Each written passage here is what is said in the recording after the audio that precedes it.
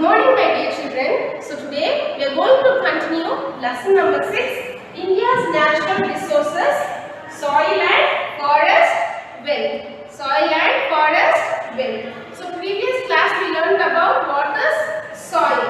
So types of soil: alluvial soil, black soil, red soil, laterite soil, mountain soil and sandy soil. So we learned about these soils, where they are found and what are the types of cultivations done in those places. And then we said conservation of soil.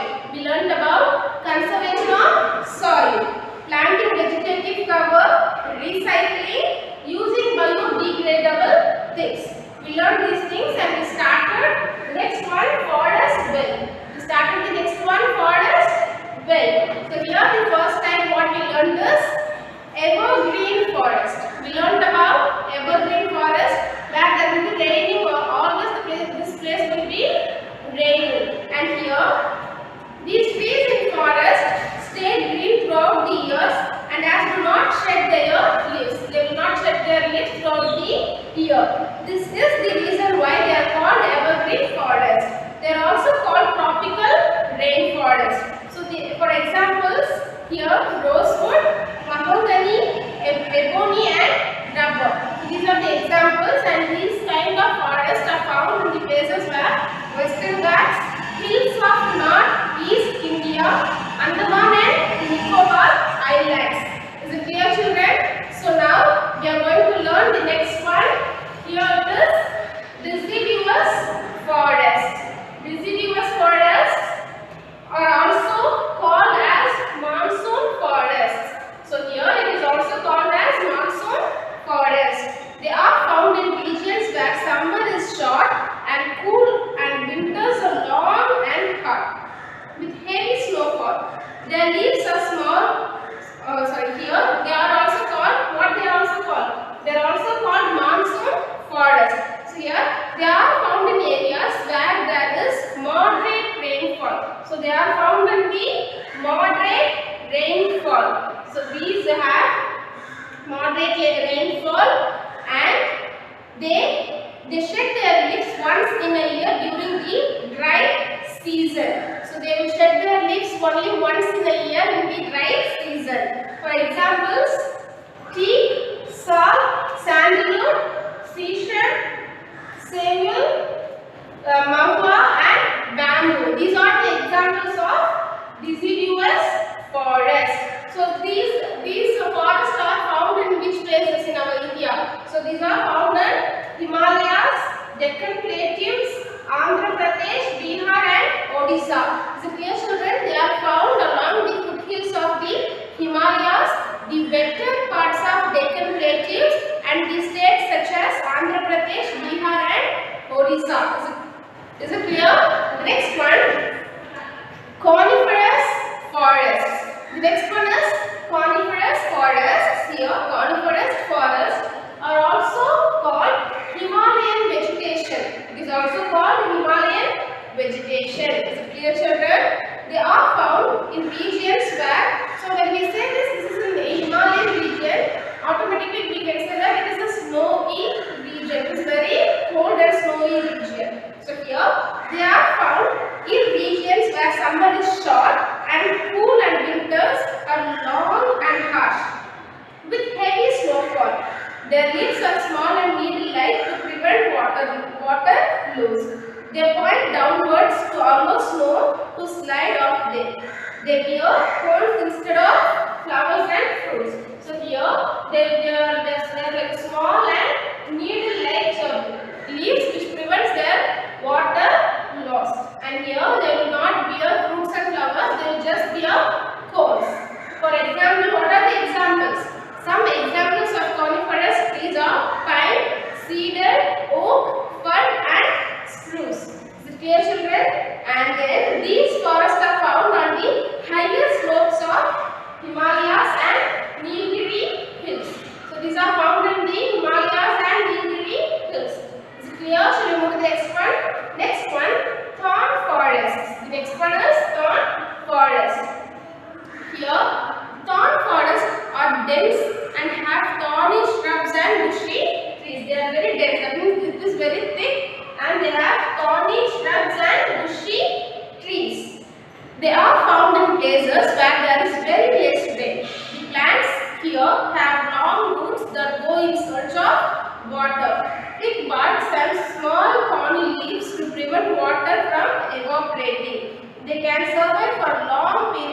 water. So they will be having very long root, thick bark and small thorny leaves for preventing evaporation, and they will survive for long period without water. Is it clear? Next one, the common trees found here are date palm, hickory, bamboo and varieties of cactus are examples of thorn forest. And the next one, what is where they are found. The thorn forests are found in the desert region of Rajasthan and dry areas in Gujarat, Madhya Pradesh, Uttar Pradesh, Karnataka, Andhra Pradesh and Tamil Nadu. So where they are found? Rajasthan, Gujarat, Madhya Pradesh, Uttar Pradesh, Karnataka, Andhra Pradesh and Tamil Nadu. So clear children, shall we move on to the next one? Children, the next one what we are going to see is tidal forests. The next one is tidal forest. Here, tidal forests are also called mangrove forest. It is also called as mangrove forests. Here, they are mostly found in the deltas of river. They are mostly found in the deltas of rivers. They are found in the deltas of rivers which are flooded by sea water. These forests are dense and impenetrable. So they are all very dense. Is it clear, children? The Sundarbans along the delta of river Ganga is the largest tidal forest in the world. So the Sundarbans, the largest tidal forest in the world, which is near Ganga, which is near river Ganga, is the largest tidal forest in the world. It gets its name from the Sundri tree that is found in this forest. So there, which is very popular, this Sundari tree is very popular, and from these things they get their Sundarbans name. And here the next one, tidal forests are also found in the delta region of the Mahanadi, Godavari and Krishna river. So they are found in the deltas of Mahanadi, Godavari and Krishna rivers. Is it clear, children? So children, from these forest wealth we learnt about types of forest. First one is evergreen forest. The next one, deciduous forest, Coniferous Forest, Thorn Forest and Tidal Forest. So there are 5 types of forest which is being located in our India. Is it clear? So we move to the next one. What is the next one? The next one is uses of forest. The next one is uses of forest. Forests cover about 1/3 of all land on earth. So here 1/3 of all land of earth is covered by the forest area. Forests are nature's gift to us. So this forest is the nature's gift to us. Let us look and how forests are useful to us. So now we will look how these forests are very much useful in our life. Forests give us oxygen to breathe. So they give us oxygen to breathe. These forests give us oxygen to breathe. The next one, they provide shelter to a large variety of animals, birds and reptiles, and also tribal people who depend on forest for their survival. So this is the shelter for animals, birds and reptiles, not only for those, and also for tribal people. Is it clear, children? The next one, here they reduce global warming. So they reduce global warming. Trees bring rain. So these trees bring rain, prevent flooding. So they prevent flooding, prevent soil erosion. They will prevent soil erosion. They provide us food and medicines. There are so many kinds of plants and trees which provides us food and as well as medicines. There are so many trees and there are so many leaves which will give us medicines, which will protect our body, which will give us energy. Is it clear, children? The last one is which will provide us wood. So we use it for so many purposes. We make papers, we make furniture, we use it for firing, for cooking. So everything is there. Shall we repeat it once again? what are they?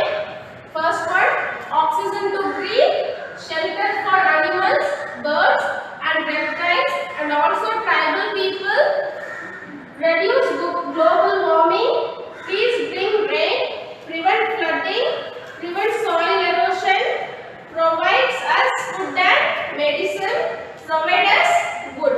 These are all the uses of forest. The next one, conservation of forest. The next one is conservation of forest. Here, we should start planting more saplings. So we should start planting more saplings for our earth's good condition and for our living. So when you are going to plant so many plants, your living style, you will be very healthy. Is it clear? So it is called afforestation. Planting more saplings is called afforestation. The government too has launched many programs such as social forestry program and Vana Sabhas in order to plant more trees. Not only each particular human being has to plant, but our government is also giving us many social forestry programs. The next one, schools also encourage students to plant trees and take care of them. So our schools also encourage students to plant saplings and take care of those saplings. Is it clear, children? So here, conservation of forest. The next one is conservation of wildlife. We all said forest. Yes, of course. In those forests, what is there? There are many types of animals and birds which is their shelter, which is their survival place. So now we are going to see how they are conserved. Conservation of wildlife. National parks and wildlife reserves protect many animals that are becoming endangered by providing a safe and protective natural habitat for them to live in. So here national parks and wildlife reserves are also there for protecting many animals which is in the endangered species, which is going to be extinct. Clear? The next one, zoos. Zoos have also breed some endangered animals in captivity to help maintain these species and increase their population. So these zoos are also protecting so many animals which are in endangered situation. When they grown up to a certain age or certain maturity, then they are lived in the wild. Then they will live in the forest for its own lifestyle. Is it clear?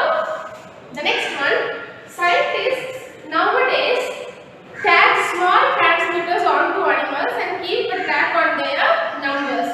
So nowadays scientists track small tracks on the tags on small transmitters. So tags of small transmitters that these animals are what species it is, how is its lifestyle, and how many kinds of species are there. The next one, the government has passed several laws to prevent poaching, which is illegal killing or harming of endangered species. So government has also passed several laws to prevent poaching. Poaching means killing other animals for their profit and pleasure, their own profit and pleasure. So they will kill the animals for their own profit, like skin, horn, and these kind of things. So these are the conservations of wildlife. Is it clear, children? So children, we came to the end of this lesson. The next one is 3 R's. 3 R's. What are the 3 R's? Reduce, reuse and recycle. Reduce, reuse and recycle. Here, the 3 R's help us to conserve natural resources, reduce waste and protect our environment. So these 3 uses: conserve natural resources, reduce waste and protect our environment. The first one is reduce. Do not unnecessarily use or waste anything, especially electricity, paper, water and food. Buy only what you need, not all what you want. Buy what only you need. You like so many things, but your necessary things will be very less. So you have to buy what is necessary for you. Your unnecessary things, what you like that you should not buy and waste those food or paper, electricity,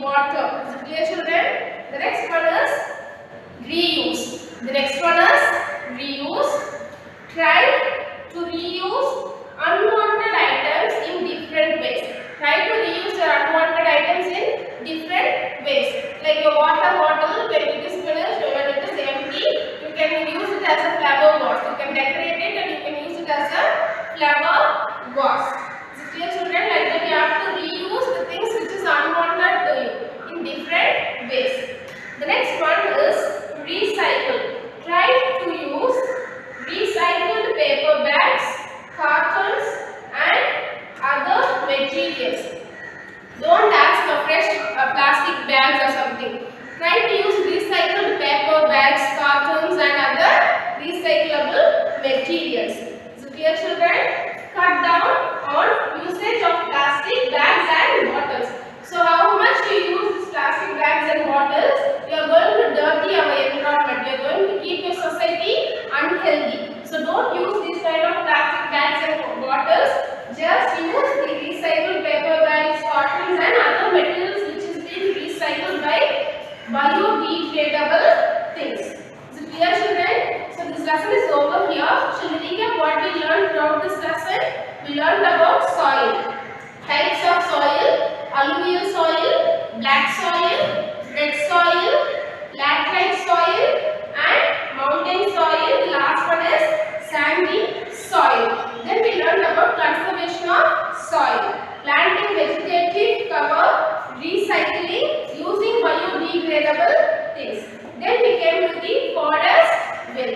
In that we learned about types of forest: evergreen, deciduous, coniferous, thorn and tidal. Then we learned about the uses of forest.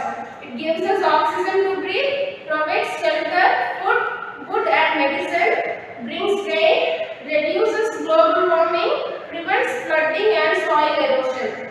Then we learned about conservation of forests, afforestation, social forestry programs, Vanamahotsavas, schools encourage students to plant trees, and the last one is conservation of wildlife, national parks and wildlife reserves, zoos, keeping track on the number of animals, laws to prevent poaching. So these are all what we learned. And the last one, very important one, 3 R's: reduce, reuse and recycle. We learned about reduce, reuse and recycle. Is it clear, children? Are you happy with this lesson? So today's homework: write down the keywords, short answers and details in your classwork notebook. And children, here there is a map given for you.